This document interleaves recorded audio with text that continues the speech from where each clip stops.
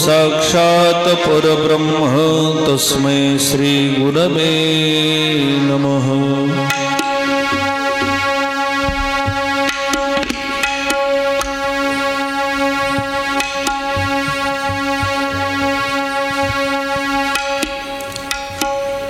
अजं रुक्मिणी प्राण संजीवनन्तं परं धाम कैवल्यमेकं तुरीयम् प्रसन्नं प्रपन्नारतिहं देवदेवं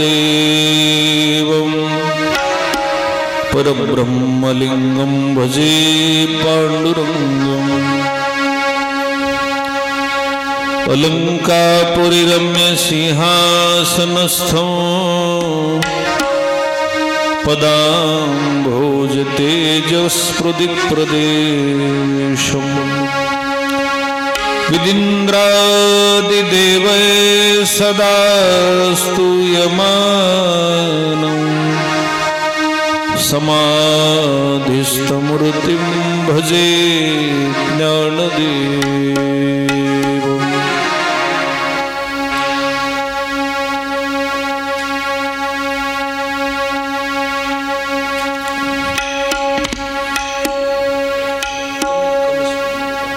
स्पीड थोड़ी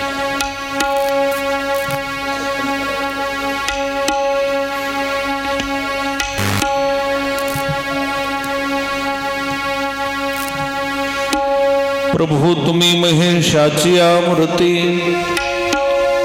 अनिमित बळा अर्चित से भक्ती म्हणूनी बोल जरी गंगावती तरीच स्वीकारल की।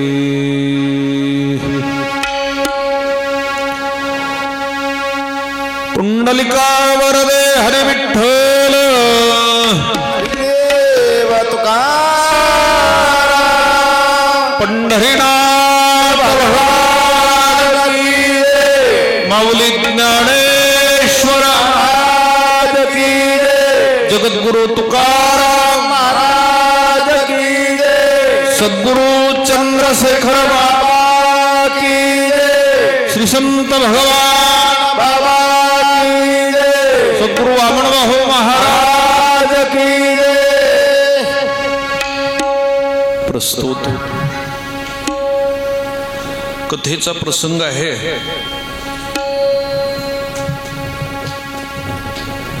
संत चरित्र वर्णन करण्याचा योग आणि वैकुंठवासी सद्गुरु चंद्रशेखर बाबा यांचं जीवन चरित्र कालपासून आपण कथित करीत आहोत।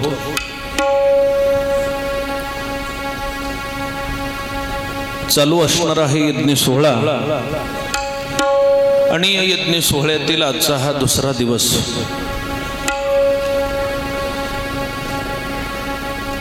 वैकुंठवासी सद्गुरु चंद्रशेखर बाबा यांच्या मठाची स्थापना होऊन 9 वर्ष या वर्षी पूर्ण झालेले आहेत।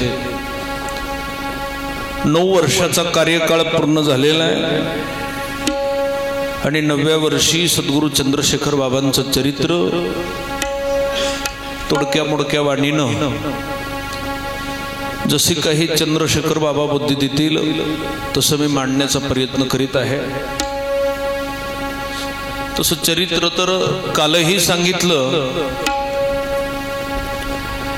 चरित्राविषयीचं ज्ञान कुणालाही बाबांच्या नाहीये, कारण महात्म्याचं जीवन किती निस्पृह असतं हे सद्गुरु चंद्रशेखर बाबांच्या जीवनाकडे बघून खऱ्या अर्थानं अनुभवायला मिळतं। तसं प्रत्येकच संताचं जीवन जर बघायला गेलं तर कुठल्याही प्रकारची आसक्ती संत महात्म्याच्या जीवनामध्ये नसती आणि बाकीची कशाची आसक्ती असो अथवा नसो, पण संत महात्म्याला स्वतःची कीर्ती सुद्धा पसरलेली आवडत नाही हे ज्ञानेश्वरी मध्ये वर्णन आहे। महाराज म्हणतात ना, स्वकीर्ती कानी ना ऐकावी, पूज्यता डोळा न देखावी, स्वकीर्ती कानी न ऐकावी, स्वतःला पुजलेलं डोळ्यानं कधी बघायचं नाही, स्वतःची कीर्ती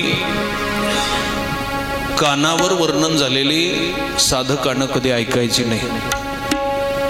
आणि हे खरंच आहे, हे संताचंच लक्षण आहे असं नाही. प्रत्येकानं स्वतःची कीर्ती वाढलेली स्वतःच्या कानानं कधी ऐकायची नाही. ज्याला स्वतःचीच कीर्ती नाव मोठं झालेलं ऐकायची सवय असती, मग स्वतःचं नाव कुणाच्या तरी हातून वर्णन करण्यासाठी ज्याचं कर्म दूषित असतं, मी कालही सांगितलं, त्याला स्तुतीची वर्णनाची जास्त सवय असते. पण ज्याचं कर्म चांगलं असेल त्याचं वर्णन कोणी केलं काय अथवा नाही केलं काय त्याला काही फरक पडत नाही. संत महात्म्याचं जीवनचरित्र, ज्यांचं कार्य अवताराला येण्याच्या अगोदर निश्चित आहे, अशा संत महात्म्याला स्वतःची कीर्ती वाढलेली, पूजा केलेली कधीच आवडत नाही. म्हणून सद्गुरू चंद्रशेखर बाबांनी संगतीत आलेल्या सर्व शिष्यमंडळींना कायम सांगायचं, माझं मंदिर बांधू नका, माझी समाधी बांधली नाही पाहिजे, कुठं मठ झाला नाही पाहिजे. हे ब्रह्मचर्याचं लक्षण आहे, पण संन्यासाचं ते लक्षण नाही. म्हणून शेवटपर्यंत स्वतःची कीर्ती कधी वाढू दिली नाही. अगदी डोंगर दऱ्यामध्ये त्या नागझरीमध्ये वास्तव्य, जवळपासच्या परिसरातले सर्व जे बाबांचे शिष्यमंडळी होती त्यांना चांगल्या प्रकारचा रामायणाचा प्रसार केला. आणि त्या काळातलं रामायण सद्गुरू चंद्रशेखर बाबांनी ज्या रामायणाचं अध्ययन केलं, लोकांपर्यंत पोहोचलं, ते तुलसी रामायण किंवा भावार्थ रामायण नसून ते वाल्मिकी रामायण होतं. ज्याचं सुरुवातीला बाबांकडं वाल्मिकी रामायणाचं अध्ययन असल्यामुळं सामान्य खेड्यामधल्या लोकांना ते काही वाल्मिकी रामायण वाचता येणार, कारण त्याच्यामधली भाषा संस्कृत आहे. तुम्ही बघितलं असेल तर, का मराठी संजू महाराज बघितलंच नाही अजून. ते त्या काळातल्या प्राकृत भाषेमध्ये त्याचं लिखाण केलेलं आहे. जशी गीता ही संस्कृत होती, जगाला कळाना म्हणून ज्ञानेश्वरी मराठीमध्ये रूपांतर केलं, तसं वाल्मिकी रामायणाचं रूपांतर संतश्रेष्ठ शांतीब्रह्म एकनाथ महाराजांनी प्राकृत भाषेमध्ये म्हणजे मराठी भाषेमध्ये त्याचं लिखाण केलं. बाबांनी वाल्मिकी रामायणाचं अध्ययन केलं होतं आणि त्या वाल्मिकी रामायणाचा प्रसार चालू केला. पण समाजाला ज्यावेळेस वाल्मिकी रामायण वाचता येणार संस्कृत, त्यावेळेस एकनाथी भावार्थ रामायण, एकनाथी रामायणाचा प्रचार चालू केला. आणि प्रत्येक गावामध्ये स्वतः 6 महिने जाऊन सद्गुरू चंद्रशेखर बाबांनी रामायण जिथं असेल तिथं 6 महिने शक्ती होईपर्यंत त्या ठिकाणी राहून रामायणाचा प्रचार केला. आपल्याला माहित आहे, आपल्या जवळ जिथं गायमुख होतं नागझरीचं, तिथं सद्गुरू चंद्रशेखर बाबांचं 6 महिने वास्तव्य झाले. 3 वर्ष 6 महिने स्वतः येऊन त्या ठिकाणी रामायण त्यांनी घडवून आणलं. एवढी सगळी रामायणाची निष्ठा होती, रामायणावर भक्ती होती, रामायणाचा प्रचार झाला. त्या काळातली लोक सांगतात, ज्या गावामध्ये सद्गुरू चंद्रशेखर बाबांचं रामायण असायचं तिथं अगदी झाडामधून सुद्धा राम राम असा ध्वनी येत होता. इतकं भक्तिमय वातावरण त्यांच्या कथेनं, त्यांच्या वास्तव्यानं होत होतं. आणि मग असा प्रसार असताना काही वेळेस काही प्रसंग, संत महात्म्याला चमत्कार करण्याची कधी गरज नसती, पण समाजाचं असं लक्षण आहे, चमत्काराशिवाय संत महात्म्याची ओळख होत नाही. जसं ज्ञानोबारायांना रेड्याच्या मुखातून वेद बोलवायची गरज नव्हतीच, आता रेड्याच्या मुखातून वेद बोलवणं माणसाला थोडं आश्चर्य झाल्यासारखं वाटतं. लक्ष द्या. पण कित्येक तरी माणसाचा जर विचार केला तर माणसं रेड्यापेक्षा सुद्धाही निर्बुद्ध आहेत. थोडं वाईट वाटू द्या, पण अशा माणसावर जर माऊली ज्ञानोबारायांची कृपा झाली तर रेडा वेद बोलल याच्यामध्ये नवल नाही. जे माणसं भगवत तत्वापेक्षा वेगळे आहेत आणि ज्याला भगवत परमात्म्याच्या प्राप्तीसाठी कुठल्याही प्रकारची ज्ञान आसक्ती नाही, अशाची बुद्धी ही निर्बुद्ध रेड्यासारखीच आहे. का चमत्कार करतात संत महात्मे? तर समाजाला एक ना एक दिवस, तसं तर सुरुवातीला चमत्कार करून दाखवित नाही, त्यांना वाटतं ज्ञानानं ओळखली तर महात्म्याच्या साधूच्या सेवेमध्ये जर चूक झाली, त्याचा दोष जर लागला तर महाराज म्हणतात एका जन्मातलं नाही, अनंत जन्माचं पुण्य असलं तर त्याचा अपहार होतो. अपहार होतो म्हणजे हरण होतो. म्हणून घडत असेल तर सेवा करावी, अन्यथा अपहार होण्यासारखं, जवळचं पुण्य नाश होण्यासारखं कर्म कधी संत संगतीमध्ये माणसाकडून घडू नये. जेवढी घडल तेवढी सेवा करावी, आणि घडत नसेल तर त्यांच्या सहवासामध्ये सुद्धा जाऊ नये. तसे माणसं चांगल्या प्रकारचे सज्जन आहेत. ज्या दिवशी आपल्या परिसरामध्ये चांगल्या प्रकारची शिस्त आहे, महिला मंडळीची संख्या 90% असतील, पुरुष मंडळ 10% असतात. आणि त्यांनी जर विचारलं का तुम्हाला प्रेम नाही का परमार्थावर, ते म्हणते प्रेम आहे पण गोम आहे. मग गोमेवाला माणूस येत नाही.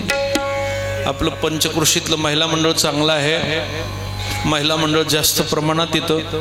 देणे घेण्याची अडचण नाही, देणगीची अडचण नाही, फक्त येण्याची अडचण आहे. आणि ती येण्याची अडचण बी काही भावनेसाठी नाही. ते सांगत असतात आम्ही महाराज गावातच असतो, तुमच्यावर भरपूर लक्ष असतं, पण खाणं पिणं करतो म्हणून तुमच्याकडे येत बी नाहीत. आणि शिस्त एवढी चांगली सांभाळतात महाराज, आज खाल्लं तर 2-3 दिवस येत नाहीत. नाही खरंच आहे बरं. काय खरं का नाही बापू? आणि अशा प्रकारचे संस्कार असणं बरं आहे. कारण संत संगतीमध्ये गेल्यावर आपल्याला आपलं मन आवरत नाही.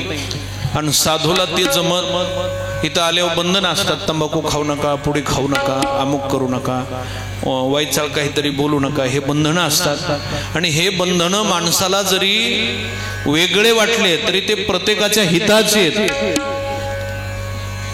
व्यसन न करणं हे काय नुसतं यानं नुसतं जवळचं धन जात नाही, तर त्या माणसाला कसल्याही प्रकारची किंमत राहत नाही, त्याचं शरीर कामात राहत नाही, घरची लोक किंमत देत नाहीत, बाकीच्या व्यवहारावर परिणाम होतो.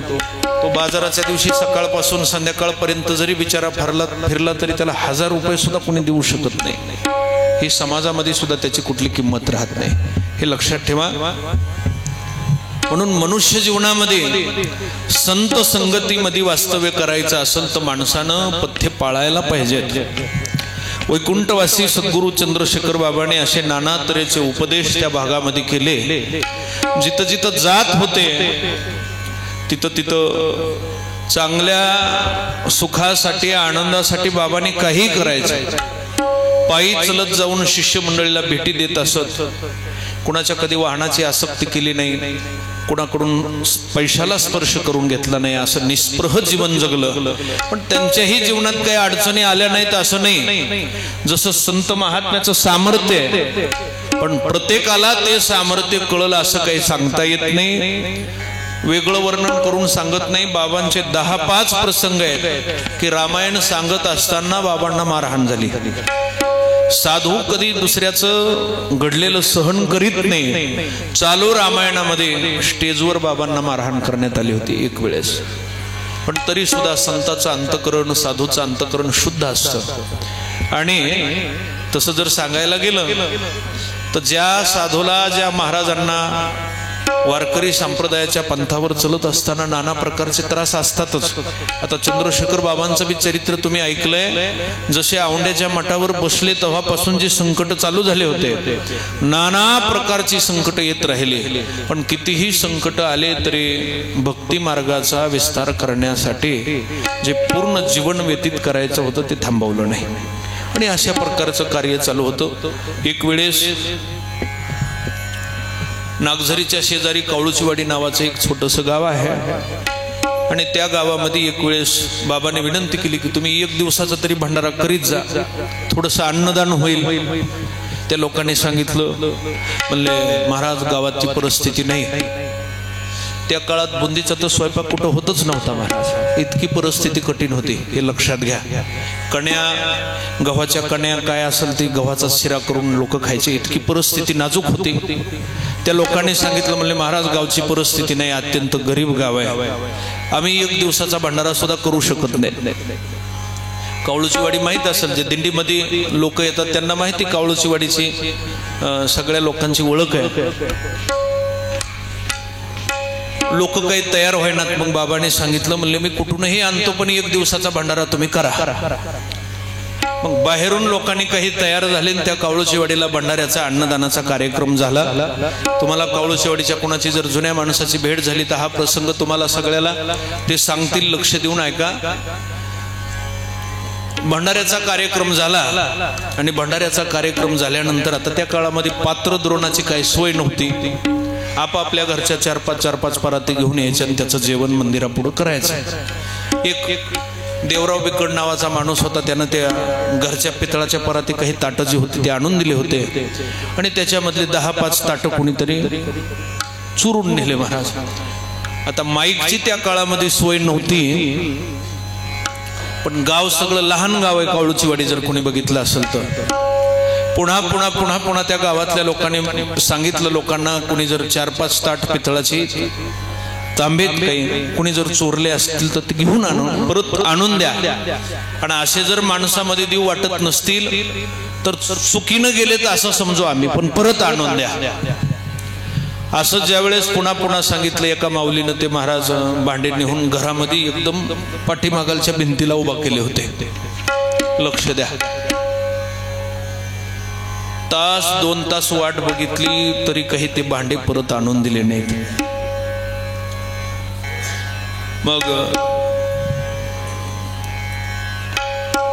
ज्याचे ते भांडे होते, आता त्या काळामध्ये गावच तसं इतकं श्रीमंत म्हणल्यावर 10-5 ताटं तरी गेलेले थोडेच सपाट. आणि स्वतःच्या वैयक्तिक कार्यक्रमातून काही चोरी गेलं तर जमल, पण असल्या मोठ्या यज्ञातून जर महाराज नुसतं साधं चेपल जरी गेलं तरी माणूस काही कोणाला माफ करीत नाही. लोक महिला मंडळीचं तर गेल्यावर तर मग बोलायला चालू होतं, ते गावच असलंय, ते चपलत चोरीत आहे, गेलं एक किती. पण त्याच्यावरून आता हे 4-5 ताटं गेलेले, तो माणूस काही शांत बसेना. बाबाला त्यानं म्हणजे जवळ बोलावून घेतलं, माझे ताटं तुम्ही द्या भरून. ते म्हणले मी भरून द्यायची गरज नाही, तू एक काम कर, मंदिरापासून मी एक दगड ठेवतो, एक खडे ठेवतो, 1-2 ते खडे फक्त कुणाच्या घरी जाते ती बघ. हे प्रसंग बघा, ताकद किती. मंदिराच्या हनुमान मंदिराच्या समोर ते प्रसंग तुम्हाला कावळूच्या वाडीची कुणाची जर भेट झाली, जुन्या माणसाची, वृद्ध माणसाची, तर ते तुम्हाला सांगतील. अजून ज्याचे ते भांडे होते, ज्याच्या वडिलाचे भांडे होते आणि प्रत्यक्ष ज्यानं घरातून भांडे काढून आणले त्या दगडाच्या पाठीमागं चलून, तो माणूस आज कावळूची वाडीमध्ये जिवंत आहे महाराज. मंदिराच्या समोर 2-3 खडे घेतले, हनुमंतरायाच्या पायाच्या जवळ ठेवले आणि विनंती केली, हे हनुमंतराय, ज्या कोणी आमच्या माईने हे भांडे पितळाचे चोरून ठेवले असतील त्या भांड्याला स्पर्श करीत नाही तोपर्यंत हा दगड थांबला नाही पाहिजे. कावळूची वाडीची गावाची जर जागा बघितली तर तिथं माणसाला सुद्धा चालायला येत नाही. कशाला? तोंडाच्या जवळ घेतलं, शेजारचे सगळे लोक बघत होते, म्हणले हे असं कसं घडणं शक्य, दगड कुठं चलत जातील का, इथं माणसाला चला येण्यासारखं गाव नाही, दगड कसं चलतील. तोंडाच्या जवळ घेतले, 3 खडे सोडले महाराज. बाबांनी सांगितलं होतं, म्हणले दगड घरात जातील, तुम्ही फक्त बाहेर थांबायचं, कुठं मध्ये काही जायचं नाही त्या दगडाच्या पाठीमागं. पुढं दगड चालायला लागले. खरंच चमत्कार सगळ्या लोकांनी पाहिला. पाहणाऱ्या लोक एकदम महाराज घाबरून गेले, हे कसं काय घडायला लागले काही कळत नव्हतं. हनुमान मंदिरापासून जी दगड निघले महाराज ते बारकाली खडे, ज्या माऊलीनं घरामध्ये भांडे त्या अगदी पाठीमागल्या भिंतीला असे उभे करून ठेवलेले होते, तिन्ही दगड गेले आणि त्या भांड्यावर मोठ्यानं जोराजोरानं महाराज ते आपटायला लागले. बाहेरच्या लोकांनी आवाज ऐकला आणि त्या माऊलीला बोलावून घेतलं. ती बाजूला कुठंतरी शेजारच्या घरी, तुझ्या घरामध्ये भांडे कुठे आहेत भांडे, तो खड्याचा आवाज येतोय ना, तिथं भांडे आहेत. आणि भक्तीमध्ये जाऊन तर खरंच त्या माणसाच्या नावाच्या त्या पाचही ताटं वाटी तांब्या सगळं जे काय असेल ते निघलं. क्षमा मागितली. एकदम लज्जित झाली महाराज ती माऊली. सद्गुरू चंद्रशेखर बाबांनी सांगितलं, म्हणले चुकून बिचारीकडे गेल्या असत्या, जरी तिनं नेलं असलं तरी तिला कोणी चोरटी फिरटी असं काही म्हणू नका. सांगायचा मुद्दा, संताचं सामर्थ्य, निर्जीव दगड सुद्धा संत महात्म्याच्या सामर्थ्यानं चालतात, हे सामर्थ्य आहे. आणि ही कथा चरित्रामध्ये सुद्धा आहे आणि प्रत्यक्ष ती माणसं आज सुद्धा आहेत बरं का, लक्षात घ्या. असं सद्गुरू चंद्रशेखर बाबांचं चरित्र आहे. आता सांगायला गेलं तर सगळं चरित्र आपल्याला माहित नाही, पण जेवढं ऐकलंय तेवढं सुद्धा सांगणं फार मोठं आहे. एक वेळेस रामायणाच्या शक्तीचा कार्यक्रम अगदी जवळ आला नागझरी मधला आणि संध्याकाळी रामायणाच्या पोथीला सुरुवात होणार आहे. भयंकर चांगलं मोठं नियोजन आहे. आणि हे नियोजन ज्यावेळेस शक्तीचं चालू झालं त्यावेळेस नागझरीचे आणि त्या काळातले घागरवाड्याचे जे 2-4 गावचे पोलीस पाटील होते, यादवराव नामदेवरावजी तोंडे, त्यांच्या पत्नी आजारानं ग्रस्त होत्या आणि नेमकं त्या दिवशी शक्ती चालू होण्याच्या अगोदर त्यांचा म्हणजे मृत्यू झाला अशी बातमी सगळीकडे पसरली. मग ज्यावेळेस शक्तीची एवढी मोठी तयारी जोरात चालू होती त्यावेळेस एक माणूस आला, बाबा शक्ती कॅन्सल करावं लागते, पाटलाची मंडळी मिली पाटलाची मंडळी. बाबाने ऐकलं एवढं मोठं नियोजन, बाहेरचे लोक सगळे गावामध्ये आलेले आणि एवढं चांगलं नियोजन असताना अचानकच पाटलीन. आता पाटील बी असा होता महाराज तो, आता 2-3 वर्ष झालं मला वाटतं पाटलाचा मृत्यू झालाय. पाटील आमच्या सगळ्या माणसाला माहिती, आताच्या बऱ्याच जणांना माहिती. आपल्या खाली आताच्या नागझरीच्या तळ्याकडे जात असताना महादेवाचं मंदिर स्वतः बांधलेलं आहे त्याने, आमच्या संजय महाराजाचे ते व्याहित यादवराव तोंडे.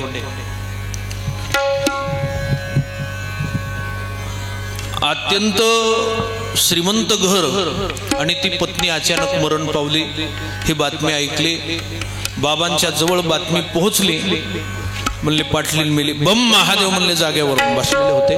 त्यांची पद्धत असायची, कोणी बी काही म्हणजे घटना घडली किंवा काही अशुभ ऐकायला मिळालं की बम महादेव म्हणायचं. बम महादेव बी असं म्हणायचे की समाधी लागलेली एका क्षणामध्ये उतरायची, जवळ आलेल्या माणसाच्या अंगावर सगळे काठी उभा राहायचे की आता काय होतंय. इतकं वैराग्य होतं ज्यांच्या तोंडून आम्ही ऐकलेले. आमच्या आजी सौभाग्यवती कलावतीबाई पंढरीनाथ चौरे यांच्या तोंडून ऐकलेले की बाबांचा चेहरा इतका तेजस्वी होता, कसल्याही माणसाला डोळ्यात डोळं घालून बघणं शक्य, म्हणजे चेहऱ्याकडे बघणंच होत नव्हतं. थोडाही वेळ बघितलं की डोळ्याला पाणी यायचं, इतकं तेज होतं. शेवटपर्यंत डोळ्याला पाणी येत होतं, एवढं तेज. आणि मग असा महात्मा आवाज ऐकला, बाहेर बातमी पसरली, लोक कुचकुच करायला लागले. एक जणांना बोलला, काय झालं? म्हणले पाटलीन गेल्या.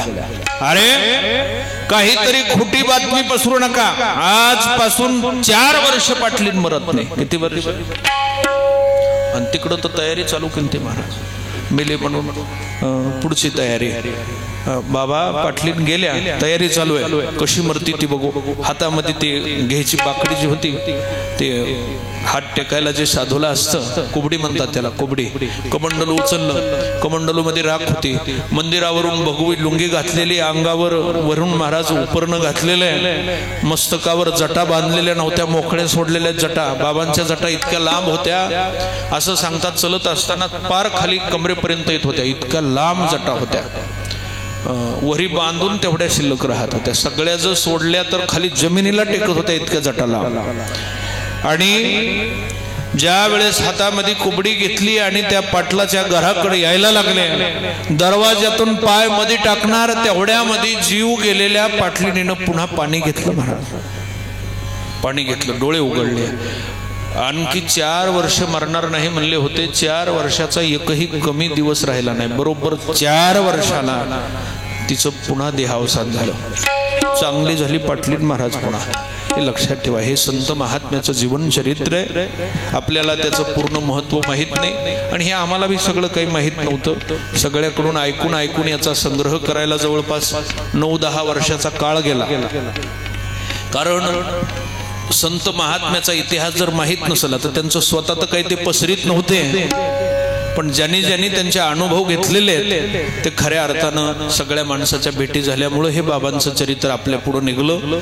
असे नाना प्रकारचे जीवन चरित्र म्हणजे चमत्कार बाबांच्या जीवनामध्ये घडत राहिले.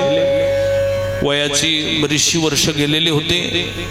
नागझरी आणि पंचक्रोशीतल्या त्या परिसरावर भरपूर प्रेम होतं, म्हणून बाबाने हळूहळू भेटल त्याला मला इथं समाधी घ्यायची आहे, मला जागा द्या, अशी हळूहळू चर्चा करायला चालू केली. आता हे आतापर्यंत कधी बोलणं झालेलं नव्हतं, पण जे भेटल त्याला चर्चा करायला चालू केली की मला समाधी घ्यायची, जिवंत समाधी घ्यायची, आणि जिवंत समाधी घेण्यासाठी मला जागा नागझरीमध्ये पाहिजे. पण त्या काळामधले अज्ञानी लोक होते. 1-2 वर्ष महाराज ही चर्चा चालत राहिली, पण समाधी घेण्यासाठी कोणी जागा दिली नाही आणि परवानगीही दिली नाही. ज्या वेळेस गावामध्ये हे लोकांना मांडलं त्यावेळेस गावातील लोकांनी सगळ्यांनी शुद्ध भावनेने, आता अज्ञानी लोक होते त्या काळामध्ये जिवंत समाधी घ्यायला बंदी होती, आजही बंदी बरं का, जिवंत समाधी घ्यायला परवानगी नाही. मग लोकांनी बाबांनी सांगितलं की प्रत्येकानं म्हणायचं, बाबा तुम्ही वय होऊन तुमचा देह सोडा, आम्ही चांगलं मंदिर बांधू, पण जिवंत तुम्हाला समाधीमध्ये आम्ही घालणार नाही. जिवंत समाधी घेण्यासाठी परवानगी दिली नाही, जागेसाठी कोणी होकार दिला नाही. पण बाबांनी तरी समजून सांगत होते की बाबा आमच्यासारख्या साधू पुरुषाला जिवंतच हे तत्व ईश्वरामध्ये लीन करणं हे खऱ्या अर्थानं ही समाधी आहे.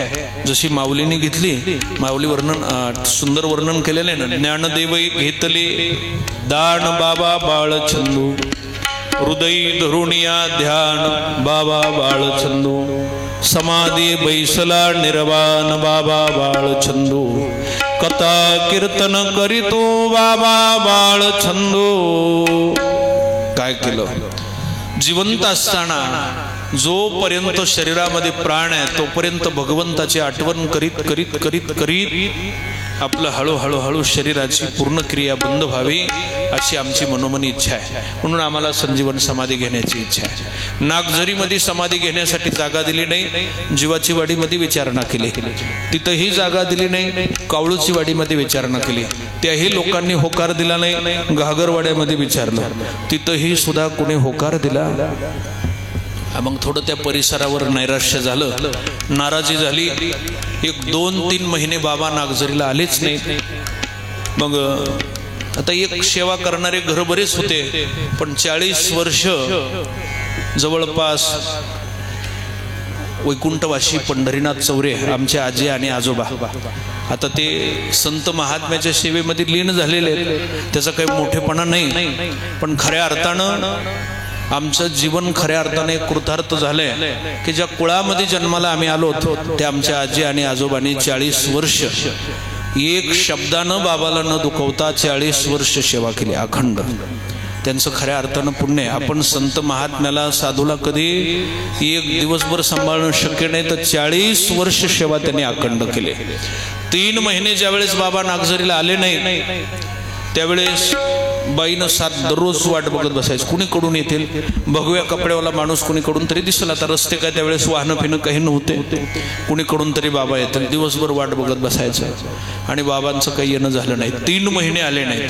आणि रात्रीचं अगदी 8 वाजता खडा त्या पायामध्ये खडावा असत, आपल्या जी पादुका आहेत बाबांच्या आता इथं त्या पायामध्ये खडावा घातलेल्या, त्याचा आवाज आला आणि रात्रीचा 8 वाजता बाई हातामध्ये दिवा घेऊन बाहेर आल्या. बघतात चंद्रशेखर बाबा दारात येऊन उभा राहिले. 3 महिने आले नाहीत. पायावर दर्शन घेतलं, बाबा 3 महिने झालं तुम्ही आला नाही, कशामुळे रुसून गेला? बाईली सांगितलं, म्हणजे समाधी घेण्यासाठी जागा लोक देत नाहीत, त्याच्यामुळे मला या परिसरामध्ये पुन्हा यावं अशी काही इच्छा नाही. जिथं मला समाधीसाठी जागा मिळेल तिथं मी जाणार आहे, शेवटची भेट घ्यायची म्हणून आता आलोय, आता पुन्हा काही येणार नाही. त्यावेळेस हे दोघच पती पत्नी घरामध्ये होते आणि मग 8 पासून 12 पर्यंत बोलत बसले, जेवण केलं नाही. आणि ज्यावेळेस निघले, आता तो प्रसंग स्वतः बाईच्या तोंडामधून आम्ही ऐकलेला आहे. 2000 मला वाटतं 19-20 बाईचं देहावसान झालं, 20-21 काहीतरी आपलं मठाचं काम चालू होतं. बाईची इच्छा होती की तिच्या देखत बाबाच्या मंदिराचं काम व्हायला पाहिजे. आम्ही गडबडीनं प्रयत्न केले होते, पण एवढं काही शक्य झालं नाही. आणि त्याच्यामध्ये बाईचंही देहावसान झालं. ज्या वेळेस रात्रभर 2-3 वाजेपर्यंत हे दोघं जण बोलत बसले, त्यांनी सांगितलं, बाबा गाव जर जागा देत नसेल तर आमची जमीन आहे, तिथं समाधी घ्या तुम्ही. पण बाबांनी सांगितलं, गावातल्या लोकांची जर इच्छा नसेल तर मी समाधी घेतल्यानंतर हे लोक पोलीस स्टेशनला कळवतील, पुन्हा मग ते लोक येऊन समाधी उकरतील, कारण समाधीची परवानगी नाही वरून. म्हणून आता काय मी इथं येणार नाही. हे दोघं जण नाराज झाले, रडायला लागले. बाबाच्या डोळ्यातूनही अश्रूच्या धारा, की आता माझं काही परत येणं होणार नाही. बाईनं सांगितलं, त्या काळाचा प्रसंग फार कठीण आहे. प्रत्यक्ष आम्ही तो बाईच्या तोंडून कित्येक तरी वेळेस ऐकलाय. बाबांनी बोलायचं आणि त्या दोघाला सांगायचं, आता शेवटचं मला एकदा बघून घ्या, आता इथून पुढे मी कधी परत येणार नाही. आणि मग रात्रभर चर्चा झाली. 2-3 वाजता बाबा घरातून बाहेर निघले आणि जाण्यासाठी निघले. बाईला पुन्हा जाताना सांगितलं, आईनं फक्त जन्म दिला होता आणि जन्म देऊन आई मोकळी झाली, पण पूर्ण सांभाळ माय तू माझा केलास, फार मोठा उपकार आहे. याचं ऋण मी कधीतरी फेडल्याशिवाय राहणार नाही, हे बाबांचे शब्द आहेत. आणि त्या ऋणातूनच खऱ्या अर्थानं संत महात्मे कुणाचंही ऋण कधी ठेवून घेतच नाहीत. संताची सेवा तुम्हाला कुठल्या रूपानं जर घडली तर त्याचा मोबदला प्रत्येकाला मिळतो. कधीही माणसानं आम्ही त्यांची एवढी सेवा केली ना आम्हाला काय मिळालं असं जर म्हणत असेल ना, तर तो माणूस खरा त्याच्या इतका अज्ञानी या पृथ्वी तलावर दगड सुद्धा नाही, हे लक्षात ठेवा. संताची सेवा करून मला काय मिळालं असं कधी म्हणायचं नाही. आणि तसं जर तो म्हणत असेल तर त्याला तात्काळ त्याच वेळेला नरकाची प्राप्ती होती, हे शास्त्र. संत कधी कुणाचं ऋण ठेवून घेत नाही. त्यांची अंतकरणातून शरीर स्वरूपानं कुठल्याही स्वरूपानं सेवा जर घडत असेल तर ते सर्व काही मिळतं. कल्पना करा. आणि मग त्यावेळेस बाबांचं निघणं झालं. बाईला सांगितलं होतं, आजपासून 7व्या दिवशी तुला पत्र येईल की मी समाधी घेतली म्हणून. पत्राची वेळ सुद्धा सांगितली. आता पत्र कितव्या दिवशी येईल हे काय कोणाला सांगणं शक्य आहे का महाराज? पुन्हा बाईनं आणखी हाका मारल्या, बाबा राईतच मी गेल्यानंतर तुमचं जसं आता अज्ञानी माणसाचं मत आहे, काय कळणार आहे. नागझरीतून बाबा त्या काळात निघाले आणि निघून माजलगाव तालुक्यामध्ये हिवराबादली नावाचं गाव आहे. तुम्हाला काही जणांनी त्या ठिकाणी समाधीचं दर्शन घेतलं असं. हिवराबादली नावाचं गाव गंगेच्या गोदावरीच्या तीरावर आहे. त्या गोदावरीच्या तीरावर बाबांचा एक शिष्य होता मारवाडी समाजातला. त्याच्या घरी मुक्कामाला अचानक येऊन पोहोचले. आता दुसरी काही मनामध्ये इच्छा नव्हती, समाधी घेण्याचीच इच्छा होती. पण विचार केला, 5-6 गावाच्या लोकांना सांगितले मला समाधी घ्यायची, तर कोणी परवानगी दिली नाही. मग या माणसाला तरी म्हणून हे थोडाच परवानगी दिला. सांगायचं नाही, आपण स्वतः आपण समाधीची तयारी करायची असं ठरवलं. आणि मग गोदावरीच्या तीरावर रात्री झोपायला बाबांना घोंगडी टाकून दिली. माळवदाचं घर होतं वरच्या मजल्यावर माडीमध्ये. 12-1 पर्यंत बाबा नुसतं झोपण्याचं सोंग केलं. मारवाड्याला झोप लागू दिली आणि झोप लागल्यानंतर हळूच आपलं साहित्य घेतलं महाराज आणि बाबा उठून गोदावरीच्या तीरावर, जिथं चिंतामणी गणपतीचं मंदिर आहे, आज आपल्याला बघायला ते पवित्र ठिकाण आहे, गणपतीचं मंदिर आहे. त्या गणपतीच्या मंदिराच्या समोर 1-2 शिष्यमंडळी बरोबर घेतली. ते संन्यास साधकातले संन्यासीच होते. त्यांना बरोबर घेतलं. त्यांना शब्द घातल्या की आजपासून कमीत कमी 6 महिने तरी मी समाधी घेतली, हे कुणाला माहीत झालं नाही पाहिजे, कुणालाच सांगायचं नाही. आणि मग त्या दोघांनी ते कार्य चालू केलं. खड्डा खांदला महाराज आणि खड्डा खांदून सद्गुरू चंद्रशेखर बाबांना वैशाखी पौर्णिमेच्या दिवशी पहाटे 6 वाजायच्या दरम्यान सद्गुरू चंद्रशेखर बाबांना समाधीमध्ये त्या ठिकाणी बसवण्यात आलं. संजीवन समाधी त्या ठिकाणी बाबांनी घेतली. पत्र लिहिलं, त्याच्यामध्ये कलावती पंढरीनाथ चौरे, पंढरीनाथ ज्ञानबा चौरे या दोघांची नावे लिहिली आणि ते पत्र त्या समाधी मध्ये बसत असताना साधकांच्या त्यांच्या हातामध्ये दिलं आणि सद्गुरू चंद्रशेखर बाबा समाधीमध्ये लीन झाले. ते पत्र घेतलं. आता चौरे म्हटलं की जास्त चौरे कंपनीची संख्या, चौरे आडनावाचे लोक जीवाची वाडीला. 6व्या दिवशी नेमकं पत्र ते जीवाची वाडीत येऊन पोहोचलं. उष्टमेंच्या हातानं. आणि 7व्या दिवशी सकाळी सूर्य उगवता उगवता बाई आणि बाबा दोघंजण घरी काहीतरी काम चालू होतं, तेवढ्यामध्ये ते पत्र आलं समाधी घेतलेलं. म्हणजे कागद येण्याचा दिवस सुद्धा समाधी घेण्याच्या अगोदर सांगितला होता. बरोबर 7वा दिवस पत्र आलं. पत्रामध्ये लिहिलेलं होतं, माय मी जशी माझी इच्छा धरली होती, माझी इच्छा मी पूर्ण करून घेतली. मला संजीवन समाधी घेण्याची इच्छा होती आणि ती संजीवन समाधी मी हिवरा बुद्रुक नावाच्या गावामध्ये गणपती मंदिराच्या समोर अगदी समीप गोदावरीच्या तीरावर मी समाधी घेतलेली आहे. या जन्मामध्ये तर माझं काही ऋण तुझ्याच्यानं फिटलं नाही, पण पुन्हा कधी जर मला जन्म प्राप्त झाला तर पुन्हा जन्म घेऊन मी तुझ्या ऋणातून मुक्त होईल. ते पत्र आता या काळामध्ये काही उपलब्ध राहिलं नाही, पण त्या काळामध्ये ज्यांनी ते पत्र वाचलं होतं त्याच्यामध्ये अशा स्वरूपाचा मजकूर होता आणि त्याच्यावर या दोघा पती पत्नीची नाव होते. अशा प्रकारे सद्गुरू चंद्रशेखर बाबाने जिवंत समाधी हिवरा बुद्रुक या ठिकाणी घेतली. चांगलं ठिकाण आहे, पवित्र गंगेचा तीर आहे आणि तिथं सद्गुरू चंद्रशेखर बाबाने स्वतः समाधीमध्ये स्वतःला लीन करून घेतलं. पुढं समाधी मंदिराचा विकास करायचा महाराज विचार केला, पण आता सामान्य माणसं गरीब कुटुंब कशी काय समाधी बांधायची. मग त्या काळामध्ये बरीचशी लोक तिथं जाऊन आले. बघितलं तर चिखला मातीची समाधी बांधलेली होती. आजही तिथं जर शुद्ध भावनेनं कान लावला तर आज सुद्धा महाराज बम महादेव असं नाव तिथून मधून ऐकून येतं. हे फक्त ते बघायचं कळालं पाहिजे आणि तशी भावना पाहिजे. एवढं जागृत आहे बाबांचं जीवन. आता मी बाबांच्या समोर सांगतोय आणि जे आहे ती जसं काय ऐकलंय तसं आहे. ती समाधी बांधण्याचा विचार केला, पण कोण काय बांधणार आहे. गावामध्ये तो एक मारवाडी होता, तोही मरून गेला. समाधीचा काही विकास होत नव्हता. त्यावेळेस एक बाबूराव मगर नावाचा एक साधक मोठी गुत्तेदारी करीत होता, माजलगावचा माणूस. 5-6 मुली होत्या, त्याला काही मुलगा होत नव्हता. त्यावेळेस त्याच्याकडे तिथलं काहीतरी काम आलं मंदिराचं.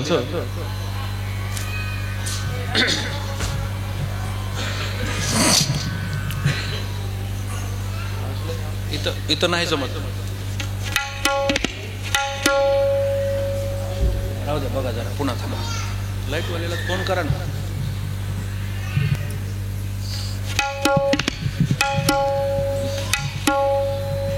पंढरीनाथ भगवान की जय. सद्गुरु चंद्रशेखर बाबा की जय.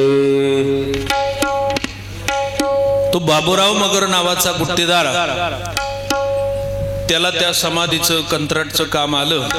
रामचंद्र काय मध्ये ते लाईव्ह चालू आहे, तू जा ना इकडं. अरे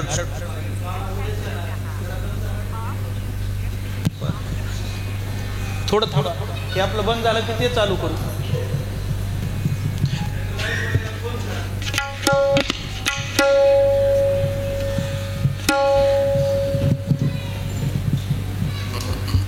मग त्या साधकाकडे त्या समाधीचं तिथलं कुठलं तरी काम आलं होतं. त्यानं संकल्प केला, कुणाकडून तरी ऐकलं होतं ही गोसायाची समाधी आहे. काहीच प्रगती झाली नाही. समाधी घेऊन सुद्धा 20-25 वर्ष जे बाबांच्या संगतीमध्ये राहिलेले लोक होते त्यांनी काही महाराज एक पैसा खर्चून काही बाबाचं कुठं मंदिर बांधलं नाही, करायचा विचार केला नाही, पुण्यतिथी करण्याचा विचार केला नाही, काही नाही. फक्त हे जागृत राहिलं एवढंच की श्रावण महिन्यामध्ये बाबांची जिथं समाधी तिथं एक भंडारा व्हायचा, सप्ताह नाही. त्या भंडाऱ्याचं स्वरूप बी एवढं असायचं, 1-2 किलोचा शिरा करायचा आणि तिथले जनावराकडचे जेवढे लोक आहेत तेवढे जीव घालायचे आमच्या घरच्या लोकांनी. एवढाच त्याचा म्हणजे कार्यक्रम. मंदिराचा नाही विचार काही नाही. आणि तिकडेही गेल्यानंतर पूर्ण परिसरामध्ये त्यांचे उपकार होते, पण उपकारातून कुणीही उत्तीर्ण होण्याचा कधी विचार केला नाही, कधीच विचार केला नाही. पण रात्रंदिवस बाईची मागणी असायची, समाधीला कपडा बांधा, समाध मोठी बांधा, बारीकसं मंदिर बांधा, बाबाची पुण्यतिथी व्हायला पाहिजे. आता स्वतःचा अनुभव कधी सांगू नये, पण ज्या वेळेस सगळे घरचे लोक कारखान्याला गेलेले असायचे आणि मी बाईच्या जवळ असायचो, त्यावेळेस बाईनं असं सांगायला चालू केलं की कधी मंदिर होईल. आता मी बाबांच्या समोर सांगतोय तो काय अभिमानाचा क्षण नाही, पण मी लहान होतो, 2री 3रीला असेल त्यावेळेस बाईला सांगायचं, बाई तू म्हणतीस ना बाबाचं मंदिर, पण एक ना एक दिवस मी मंदिर बांधून दाखवेल.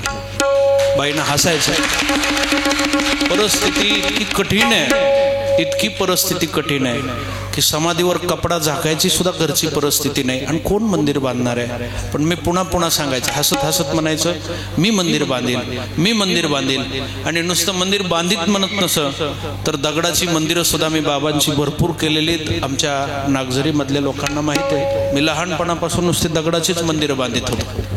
काही मंदिरं आज सुद्धा आहेत. तुम्ही नागझरीला गेल्यानंतर जर विचारलं की महाराजांचा लहानपणीचा काय खेळ होता, तर लोक सांगतील की हे नुसते मंदिरच बांधित होते पहिल्यापासून, असे एवढे मंदिर. पण ते आपली काय तशी स्वभाव स्थिती नाही. पण चंद्रशेखर बाबांचं बाईकडून ऐकलेलं मोठं मंदिर तर बांधणं होत नाही, मग मी बाबांचं दगडाचं मंदिर बांधेल. आणि 1-2 मंदिरं तर बाईला नेहून दाखवली, हे मंदिर बांधले बाबांचं. बाईनं हसायचं. पण एवढी संकल्पना ती बाबांची आज पूर्ण झाली.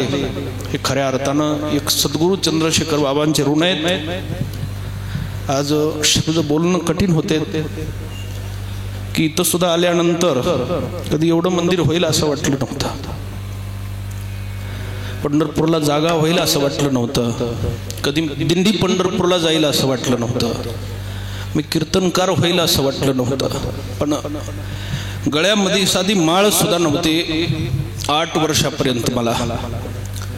पण गळ्यामध्ये माळ नसलेल्या माणसाकडून संत एवढं मोठं कार्य करून घेऊ शकतात, हे संतांची खऱ्या अर्थानं उपकार आहे.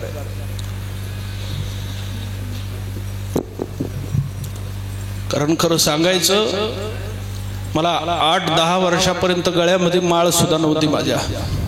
कारण घर सगळं नास्तिक होतं आणि नास्तिक घरामध्ये माळ सुद्धा नव्हती गळ्यामध्ये माझ्या. पण बाबांनी एवढं सगळं करून घेतलं, याचं श्रेय पूर्ण बाबांचं आहे. माझ्या जीवनामध्ये माझा 1 रुपया सुद्धा मंदिराला आणि कशाला लागलेला नाही. मी तुमच्या पुढे सांगतो, हे बाबांनी करून घेतलं. एवढं सगळं बाबांचं आहे. हे असं जीवन जोपर्यंत प्राणामध्ये, माझ्या शरीरामध्ये प्राण आहे, तोपर्यंत बाबाने माझ्याकडून अशी सेवा करून घ्यावी अशी मागणं अशा पद्धतीने या ठिकाणी करतो.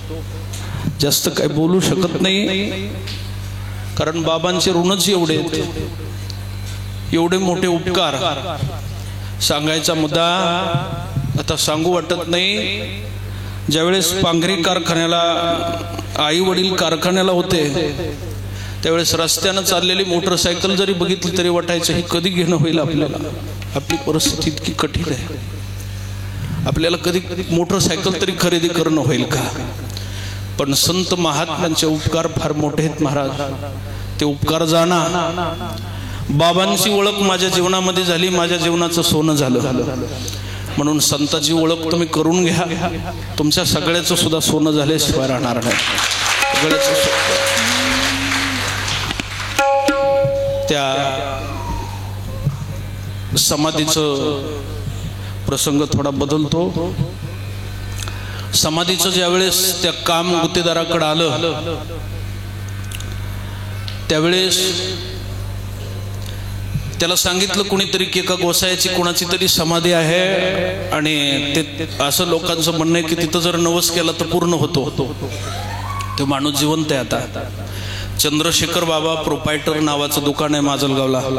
तुम्ही जर बायपासने गेलात तर शतायुषी दवाखान्याच्या बाजूला तुम्ही बघा, चंद्रशेखर बाबा प्रोपायटर नावाचं दुकान आहे. आता कधी गेलात तर बायपासून हवेवरून दिसतं बाबांच्या नावाचं दुकान आहे. आणि त्याच्याकडे ते काम आल्यानंतर त्यानं सांगितलं, म्हणजे कुणी का गोसाई असा ना, पण माझी जर मला मुलगा नाही, मला जर संतती झाली तर मी मंदिर बांधून देईल बाबांचं तिथलं, बरं का, हिवऱ्याचं.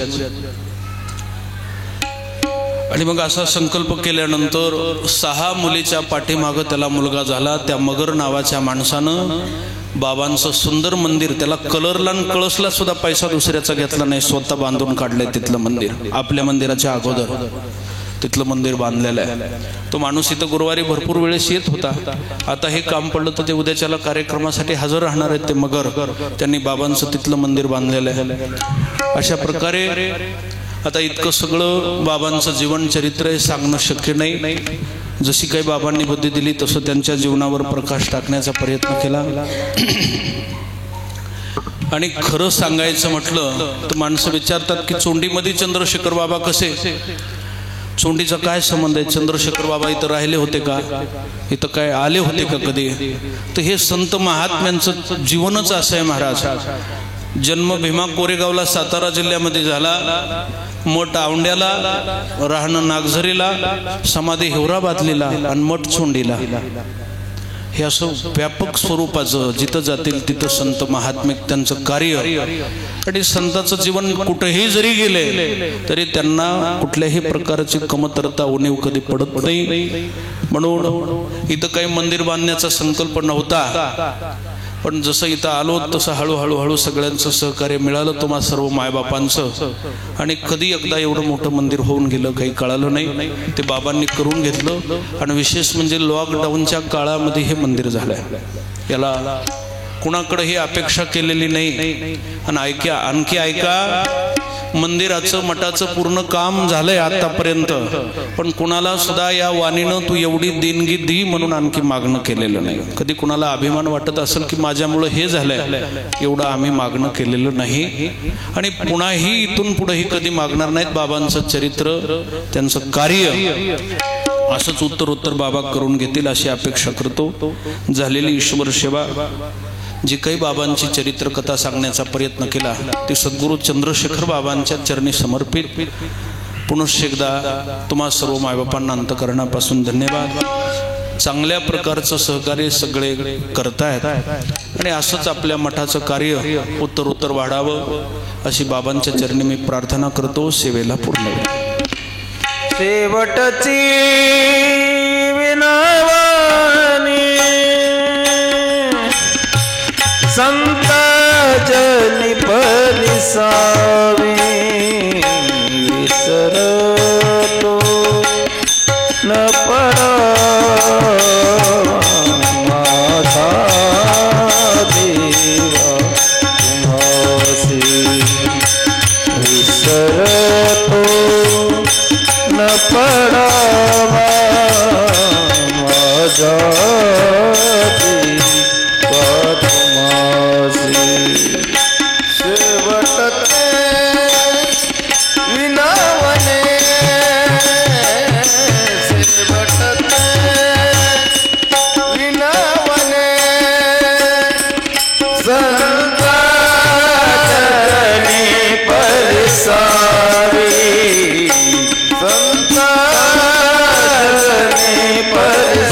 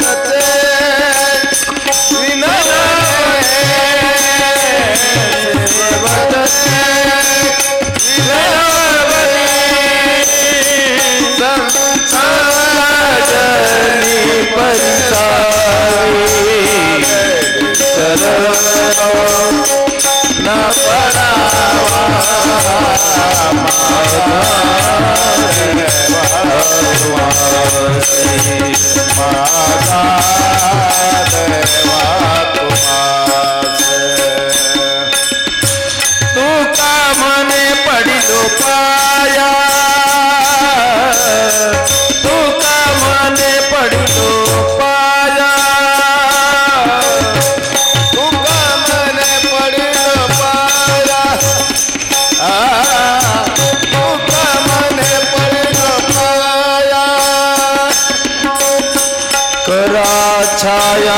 कृपेची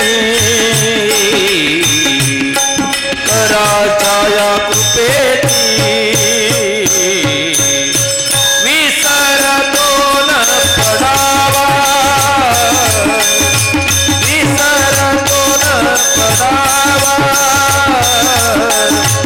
विसरतो न पडावा कराच्या या कृपेची कराच्या या कृपेची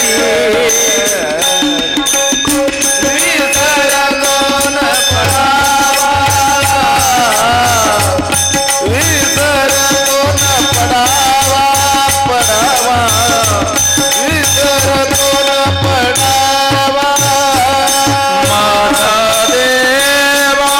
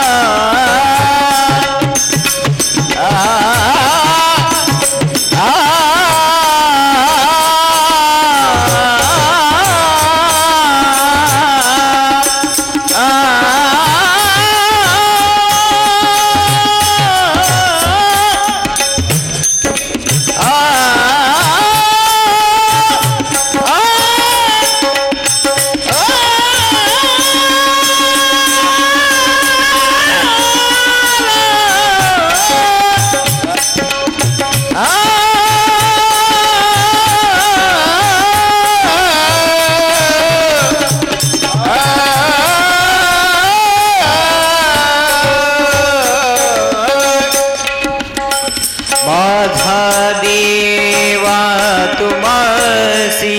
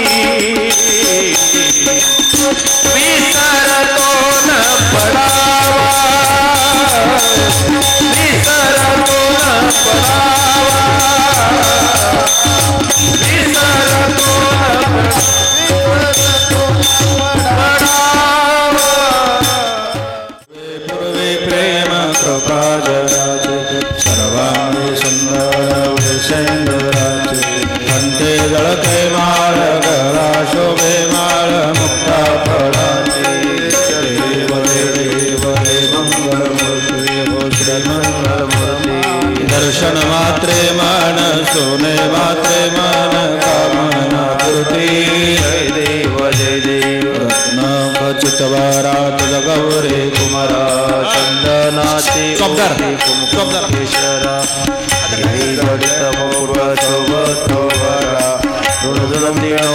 चरणी घागरिया जय देव जय मंगलमूर्ती श्री मंगलमूर्ती दर्शन मात्रे माने स्वाने मात्रे कामना पूर्ती जय देव बोधर पीतांबर पनिवर वंदना सरळ सोंड वक्रतुंड स्त्रीनयना दासरामाचा वाटपा हे सदना संकष्टी पावावे निर्वाणी रक्षा सुरवर गजवदना जय देव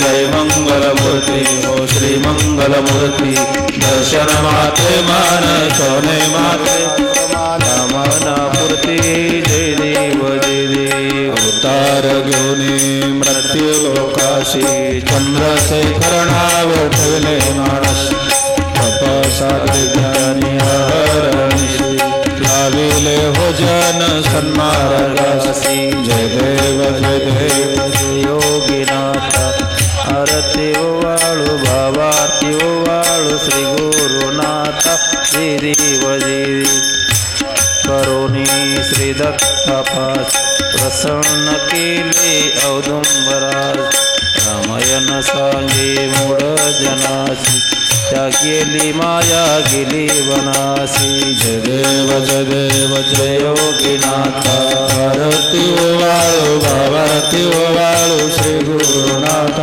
जय देव रामायण ग्रंथ घेऊन हाताला सहज बोलून उदरी जगाला असे संत आले दयाला संजीवन समाधी असे ठायाला जय देव जय योगीनाथ आरती वाळू भावारती वाळू श्री गुरुनाथ जय देव परोपकारी देह झिजविला संन्यासी हा ध्वज जगी मिरविला जड जीवांचा उद्धार केला चंद्रशेखर बाबा गेले विलयाला जय देव जय योगीनाथ आरती वाळू भावारती वाळू श्री गुरुनाथ जय देव गालिंडटांगण वंदिन चरण डोळ्यान पाहिन रूप प्रेम्यालंगेन आनंद पूजन वायुवायन वदिनवा